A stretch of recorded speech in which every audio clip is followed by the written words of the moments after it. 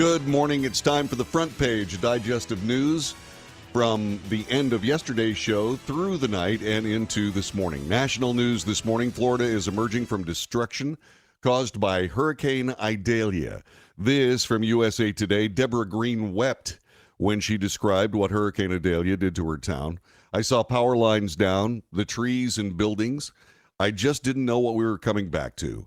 Green, her husband, and 6 children had fled as the ferocious storm approached Perry, a small mill town located just inland from the coast where Idalia made landfall. Like many Floridian residents whose homes and towns felt the brunt of Idalia's wind and storm surge, the Greens saw tough evidence of the storm's power. Idalia arrived as a high-end Category 3 hurricane with maximum sustained winds near 125 miles an hour, splitting trees in half, ripping off roofs of hotels, and turning small cars into boats before sweeping into Georgia and South Carolina. CBS News is reporting a 100-year-old oak tree fell on the governor's mansion in Tallahassee, Florida, as Hurricane Idalia made landfall in the area. Casey DeSantis, the wife of Florida Governor Ron DeSantis, let the media know. The state's first lady said she was inside the mansion with her 3 children, Madison, Mason, and Mamie, when it happened, but no one was injured. Our prayers are with everyone impacted by the storm, she wrote in a tweet, sharing a photo of the giant tree that had split through its trunk. The governor, who is also a GOP candidate for president, moved into the mansion with his family when he was elected to the office in 2019. DeSantis has been giving regular news conferences from Tallahassee during the storm and said he had been informed about the tree's collapse. Also in national news out of Newsmax, the DOJ is no longer feigning justice. This from testimony. Christina Bobb, the attorney and advisor for Donald Trump for the presidential organization, and Trump attorney Jesse Binnall, told Newsmax yesterday the Department of Justice doesn't seem to be even trying to feign justice at this point. Quote, they're absolutely running interference for anyone related to President Joe Biden, including Joe Biden, and blatantly disregarding legitimate congressional subpoenas, while at the same time they're the attack dog against anybody who opposes Joe Biden or opposes their woke agenda of seizing control of the United States government. This was Bobb during an appearance on Newsmax. Up until they recently or really got into the second indictment of Donald Trump, there appeared to be some tap dance of whether we should probably look like we're the Justice Department. And then after that, they went crazy on Donald Trump. It all went out the window, and there's no semblance of justice at this point. USA Today reports the Department of Health and Human Services has moved to reclassify marijuana as less harmful than cocaine or heroin, a possible first step toward wider legalization, according to reports.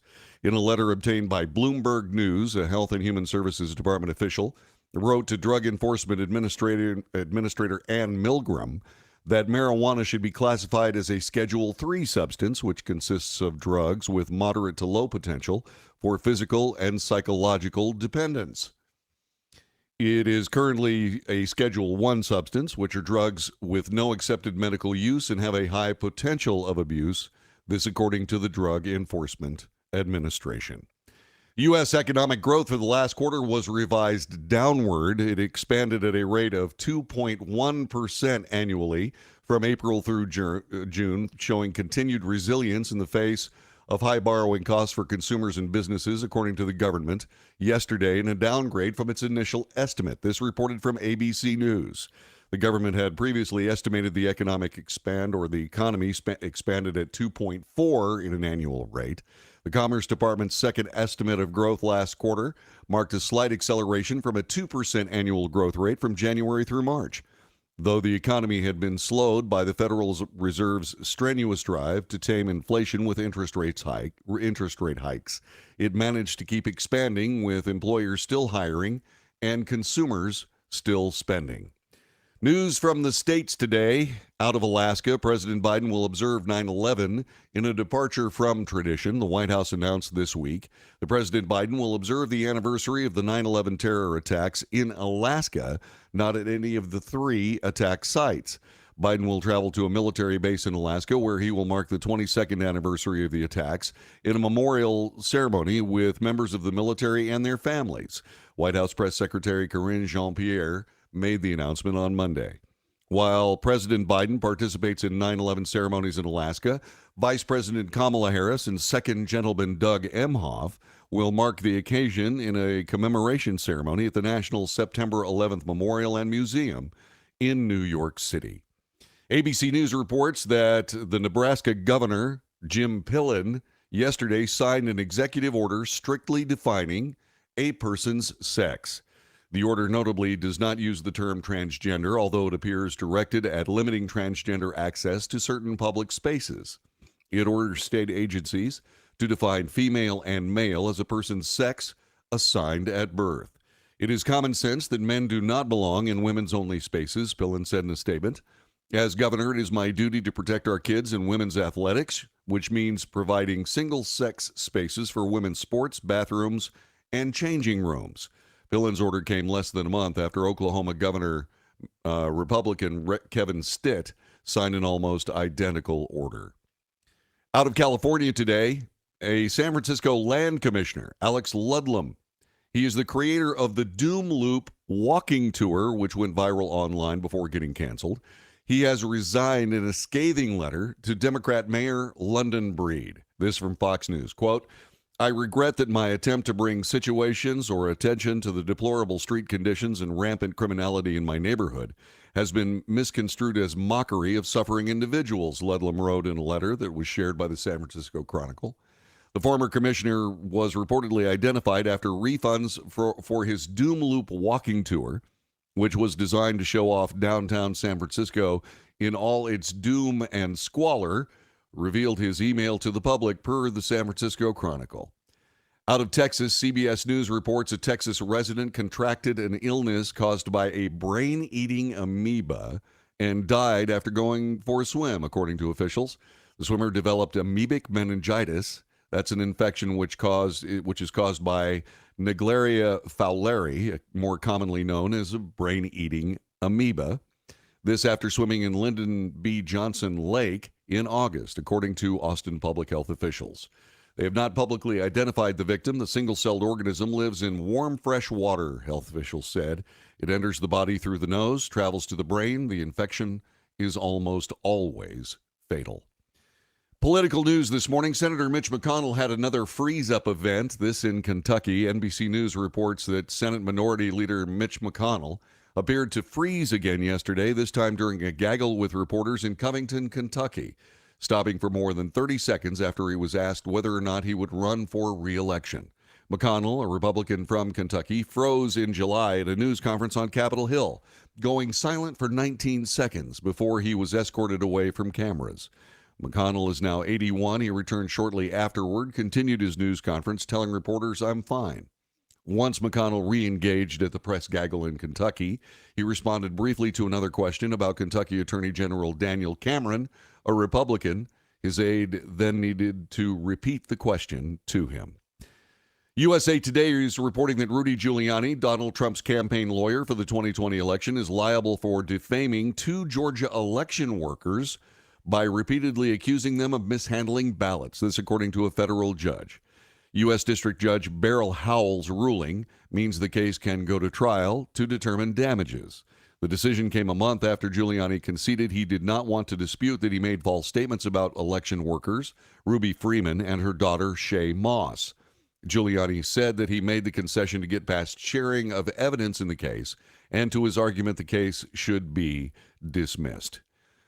Donald Trump was showing up with Glenn Beck on his broadcast on Blaze TV.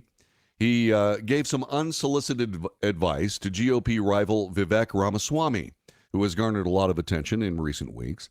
Appearing on the Glenn Beck show, Trump was asked whether he's considering a Vice President Ramaswamy as he was watching the first Republican presidential debate last week.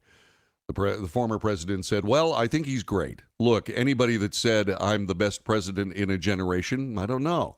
You have to define generation. That's a long time, Trump quipped. He said it a couple of times, and he said in 100 years. So I have to like a guy like that. You know, I just can't get upset with him. International news this morning. An abandoned building burned down in Johannesburg, South Africa. USA Today reports that up to 73 people died in that blaze. It was a nighttime fire.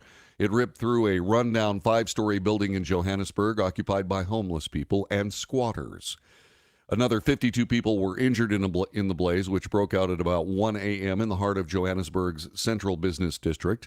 Johannesburg's Emergency Service Management spokesman Robert Mulaudzi said to reporters, "Some of the people living in the maze of shacks and other makeshift structures inside the building threw themselves out of windows to escape the fire and might have died then."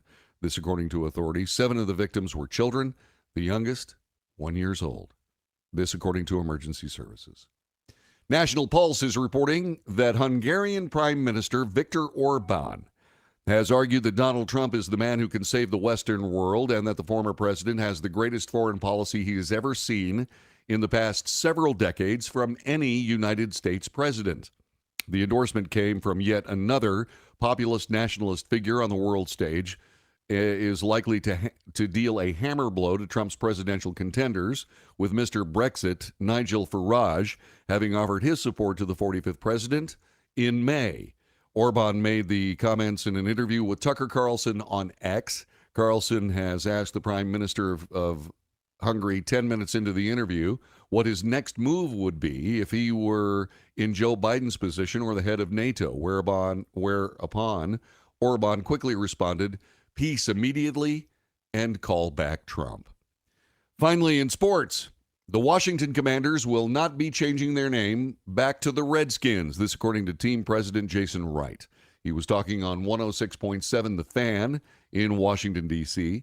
Washington's namesake has created a stir for decades, as many Native American leaders said it was racially insensitive to call the team Redskins.